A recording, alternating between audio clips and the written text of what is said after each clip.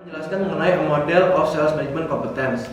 Ada 7 bagian. Yang pertama adalah strategic action competence, coaching competence, team building competence, self management competence, global perspective competence, teknologi competence, dan yang terakhir adalah self management effectiveness. Tetapi saya hanya akan fokus pada hal yang pertama, yaitu adalah strategic action competence dimension. Ada 3 bagian penting di dalam subbab yang ini. Yang pertama adalah mengerti tentang industrinya. Apa maksudnya? Maksudnya mengerti tentang industrinya adalah kita harus mengerti terlebih dahulu tentang sejarah dan juga kecenderungan umum yang dalam sebuah industri tersebut, sehingga kita bisa mengimplementasikan untuk kemajuan untuk yang di masa depan. Contohnya, kita harus tahu kenapa sih industri ini dibuat, sehingga kita bisa berorientasi ke masa depan dan kita tahu perusahaan yang bergerak di sebuah industri ini mau dibawa kemana ke depannya.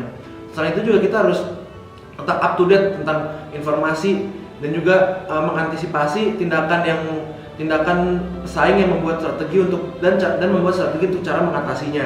Artinya adalah perusahaan kita harus mempunyai competitive advantage. Competitive advantage contohnya mungkin kita bisa menekan cost serendah-rendahnya sehingga produk kita bisa lebih murah daripada produk dari yang dibuat oleh pesaing.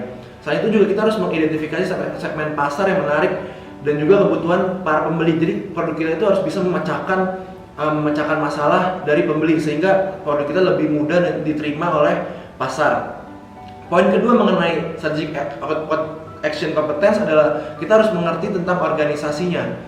Maksudnya adalah memahami visi dan misi perusahaan, memahami strategi keseluruhan jangka panjang dan juga tujuan di akhir dari sebuah organisasi tersebut.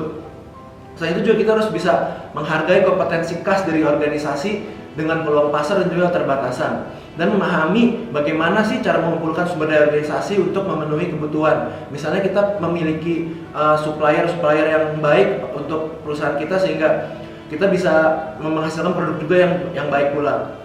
Setelah itu saya akan menjelaskan mengenai poin ketiga, ya poin yang terakhir mengenai strategic action competence. Adalah kita harus mengambil tindakan yang strategis.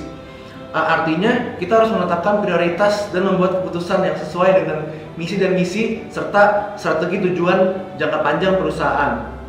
Kita juga harus mengimplementasikan strategi yang spesifik yang sehingga kita bisa bicara menghasilkan produk yang efisien dan juga mencapai goal. Jadi artinya adalah kita tidak boleh menggunakan strategi yang tidak efisien karena itu sangat merugikan dari perusahaan. Dan poin yang terakhir adalah kita harus memikirkan dampak berkepanjangan dan tindakan yang diambil dari perusahaan. Misalnya strategi kita tidak boleh hanya baik di saat sekarang saja, tapi strategi kita harus berdampak baik untuk masa depan dan selanjutnya.